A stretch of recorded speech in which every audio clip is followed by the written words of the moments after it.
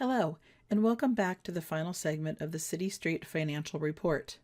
We will be looking at the Summary tab and how to submit your report. Your summary page, if you have not made any changes on the contact information, the first thing that's going to pop up is a box for that. Before you even click that, go down and check and see if you have any errors to deal with. If you have errors down here in either transfers or bonds, you won't be able to save anything on this last page. So there's a big warning up there at the top in the orange letters, also down here at the bottom in the orange letters, that reminds you, you cannot put anything on this page and save it as long as you have errors. I left everything out of balance on the bonds, and I would need to go back to the expense page and fix those and make sure that those were in agreement with the bond page before I could save to this back page. After I get rid of my errors, you're going to certify that I checked the contact information. If you saved information on the contact page, it's already going to be grayed out and you can't click it again. The expenses and revenues, it's likely that you may have already checked this as you went through. If you haven't, make sure that these are the ending balances that you're expecting, because these are going to be the ones that pull forward to next year to become your beginning balance. So make sure that those are on. If you have any questions about how they get to be what they are, or if you're somehow not adding up with your sheets from your software, feel free to let me know. Easiest thing to do is to scan or print to PDF those sheets from your software and send them along with it so that I have a chance to look at what's coming from your reporting system as well as what you have entered into the report. Next thing, if you entered federal grant revenue dollars, this is the federal government wanting more information on that. So if you have a big grant that you received, it wants to know where it came from. Was this from one of these sources? If it was not from one of those specific sources, then it just goes under miscellaneous. If you happen to get more than one, maybe 75,000 of this was from one thing and 500,000 was from another. Same thing for state grants. You got money out of there. We said that this was money from the DOT for sign replacement. That is not one of the things specifically on the list. So it would be other miscellaneous state grant or reimbursement from the DOT. So it's $12,000.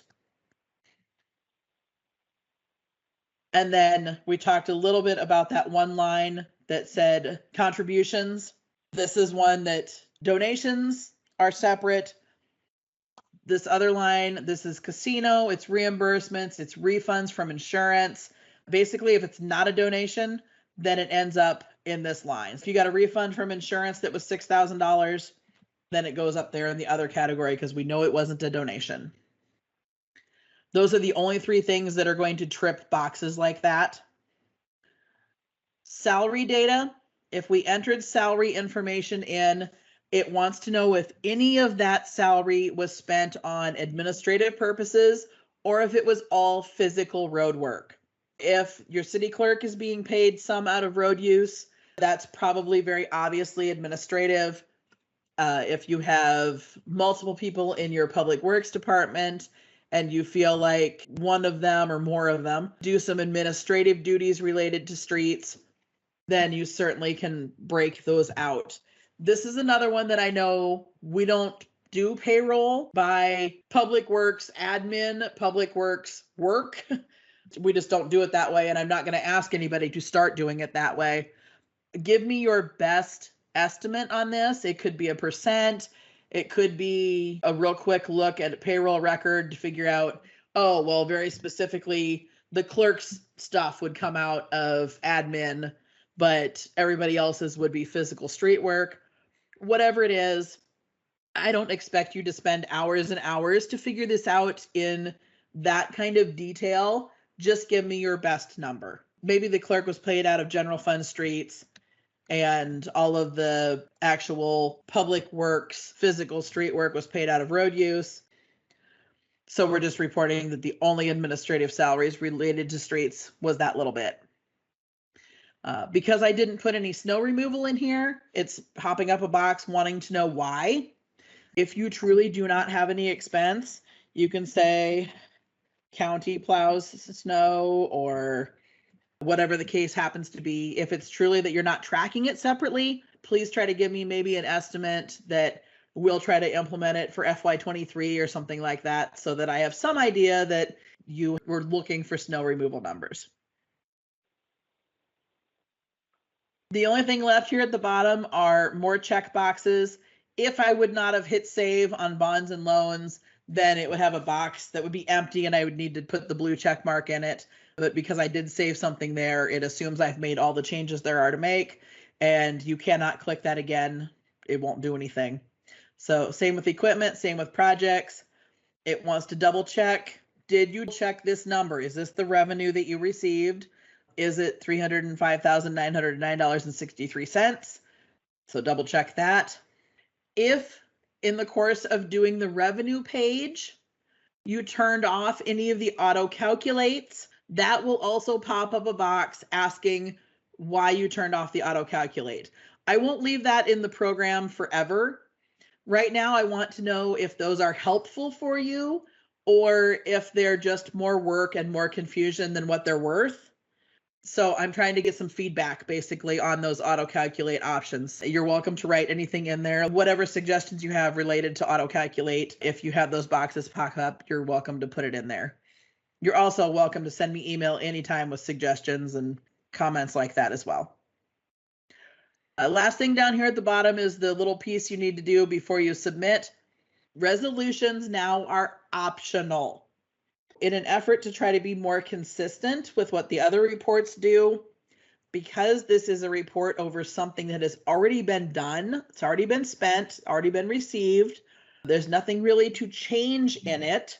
It's not like a budget where the council can decide, we didn't want to spend $500,000 on that road we built last year, we're going to change it. Too late now. Because there's no changes to be made in that manner, we decided to remove the resolution requirement. That being said, you can still do a resolution if you want to. And if you do and you want to put the number in, go ahead. If you do not wish to, that's fine as well. You can leave that one blank. It does need to be presented to the city council so that they have seen this report. So you can put in the date that it's going to go to council or that it did go to council. And you can turn it in either before or after that council meeting. I do realize that council meetings sometimes change dates. I don't think that will happen so often that it's going to be something we need to worry about going back and changing on this form. You can put it in here if you want to turn this report in right now, but you're not going to take it to council until September. Then by all means, tell me it's going to council in September, throw your name in it, and hit submit. And get it sent in and off your plate so you can move on to the AFR. Once the errors are off this page and everything is filled in, other than the optional resolution number, you can save it and it'll just stay there until you decide to submit it. This is a second option for where you can print. You can download the report. When I download it, popped up at the bottom of the screen as a PDF. I would put it on the agenda as street finance report. And then in the minutes, I would write one simple sentence that says the city council was presented with the street finance report for FY21. And that way the auditors are going to know that council did see it at the council meeting. So you're going to have a PDF that pops up, going to have any expense that you put in listed, any revenue that you put in listed, your bonds, your equipment, your projects, and then a summary page. And so if you want to include the list of payments as a page as well, you'll need to print that separately. Some of these will go directly to your download folder. Some of them will pop up on the bottom of your screen. That is specific to your computer. And once you hit submit, it turns blue in the reporting system. Once it turns blue, it is waiting for me to do something with it. I am trying to get through them as fast as I can. I do read these. I read all of them. I look through all the details. So it's not a particularly fast process always getting them approved. But once it's turned in, you're on the good list and you'll be okay. About 300 of them will come in the last 2 weeks. And it does take me a while to get through that kind of bulk.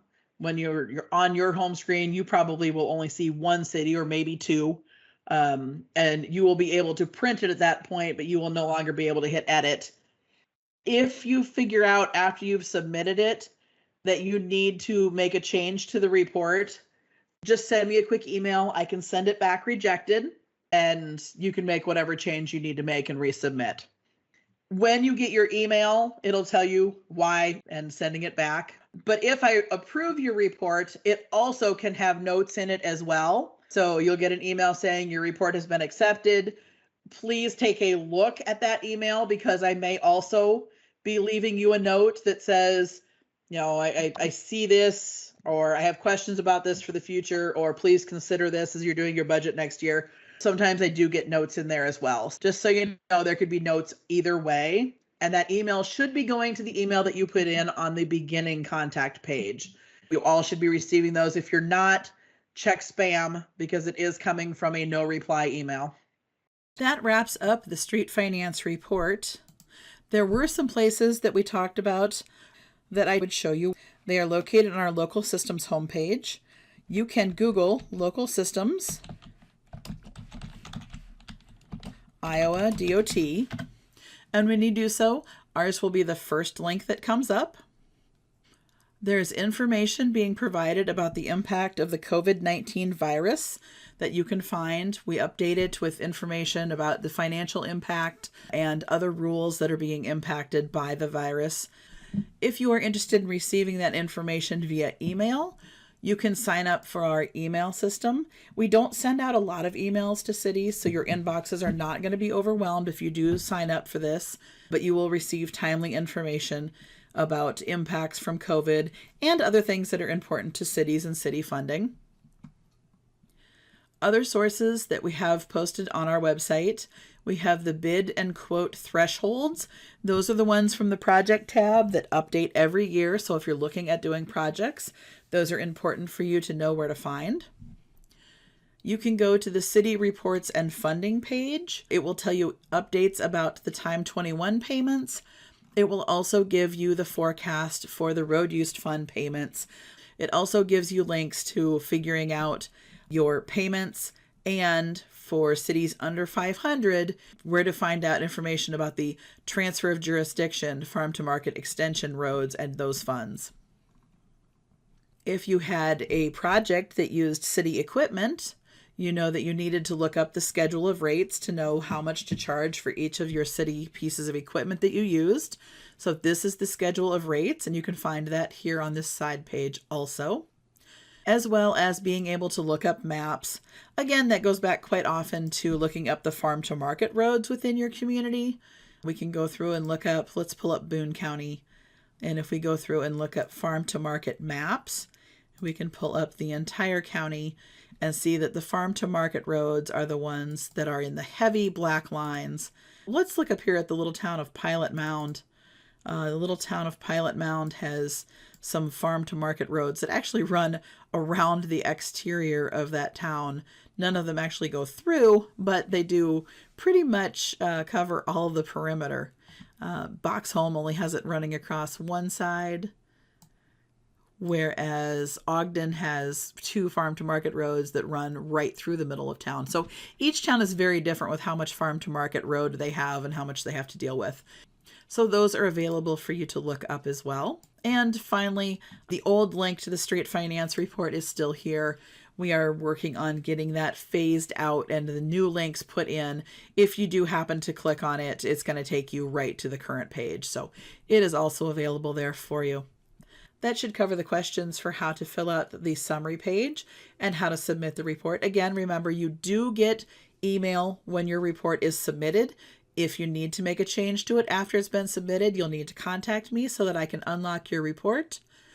Otherwise, I will be reviewing these reports as fast as I can. If there is something that needs to be revised, you will receive email letting you know what that is. When that email comes through, your report will be unlocked for you to make that revision, or the alternative is that your report is submitted and it is approved in the form it's submitted, in which case you will also receive an email letting you know that it has been approved the way it was turned in. And that will be it for the end of your street finance report year. If you have any questions, please feel free to give me a call. I will show you again right there under the Help tab. There is my email address and my phone number. You're welcome to contact me anytime. I'm happy to help you with this report. Thank you.